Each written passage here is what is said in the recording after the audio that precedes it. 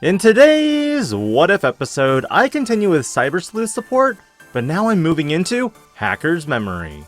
Keep in mind, I still haven't gotten to the entire game yet, so my knowledge is relative with the amount of research that I've done. As always, if you enjoy these types of videos, do consider liking this video, subscribing to the channel, and hitting that notification bell for more future content.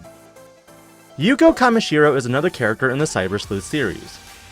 That aside, I didn't want to focus on more Datamon support, seeing as Black or Greymon and Greymon decks in general just already have a metric crap ton of support.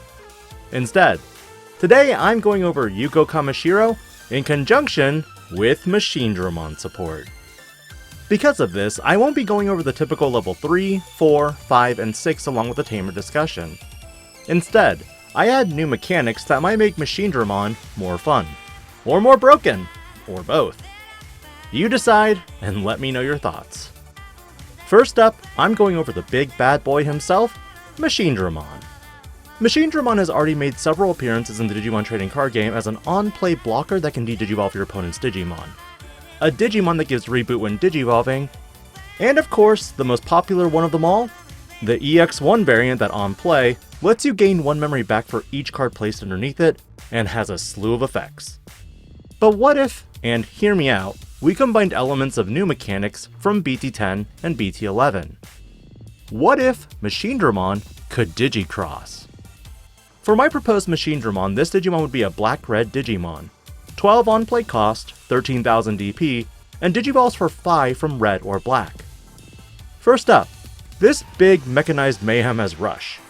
On play, if this Digimon has a black Digivolution source, De-Digivolve 1 for every 2 Digivolution sources on up to 2 Digimon. Additionally, if this Digimon has a red Digivolution source, Blitz.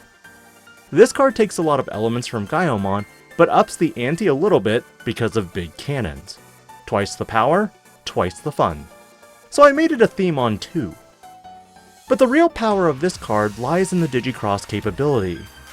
With Digicross entering the Digimon card game, more and more cards are getting the Digicross treatment, including Dorbikmon. While it is true that Dorbikmon does fuse in the Digimon Fusion or Digimon Crosswords in the Japanese version, Digicross also makes sense with Machinedramon, considering it is a fusion of multiple Digimon. To that end, you can Digicross 2 using Metal Greymon, Metal Tyrannomon, Megadramon, Andromon, and Metal Mememon.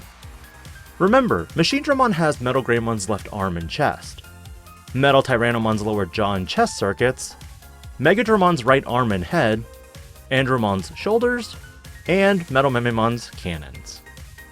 Obviously, the next step for this Digimon would be Digicross in my mind, and to further supplement it, this is where Yuuko Kamishiro adds a lot of support for this theme. But before this tamer, I want to bring to the table Datamon. Datamon is another machine Digimon but at level 5.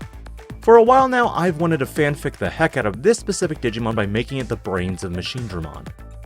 The small Datamon wanted a more powerful body, and it began constructing itself a new one in the form of Machinedramon. As a black Digimon that can Digivolve from black or red, this Digimon is only treated as black and not multi-purpose. Additionally, it has a play cost of 7, a Digivolution cost of 3, and a very small power of 5,000 DP. On play and when Digivolving, you may return one Machinedramon from your trash to your hand. When you would Digicross this turn, you may treat this Digimon as meeting one of the Digicross requirements. When attacking, place one Digimon with Cyborg and its traits from your trash under this Digimon, and finally, Material Save 1. Datamon is the first Digimon that lets you recycle your Machinedramons, especially if they get checked into security. Additionally, this is the Shoutmon King version of the deck that lets you substitute any material when going for the Digicross method. And finally, when attacking, you can reclaim Cyborgs from your trash and place them for inheritables as this Digimon. Considering this Digimon is a machine type, it can utilize a lot of the given effects of Metal Greymon, Megadramon, and so forth. And when it dies, you get to save one of its materials under your Digimon. But do keep in mind that you miss the timing of the when attacking effect when you actually go and attack with it. Datamon brings a lot of new value to the deck in many ways, but while Digimon are important for this what if discussion, the main treat here is Yuuko herself. Yuuko Kamishiro would be a black tamer with a play cost of 3. On play, reveal the top 4 cards of your deck, Add one Digimon with Cyborg in its traits to your hand, then place one Digimon with Cyborg underneath this tamer.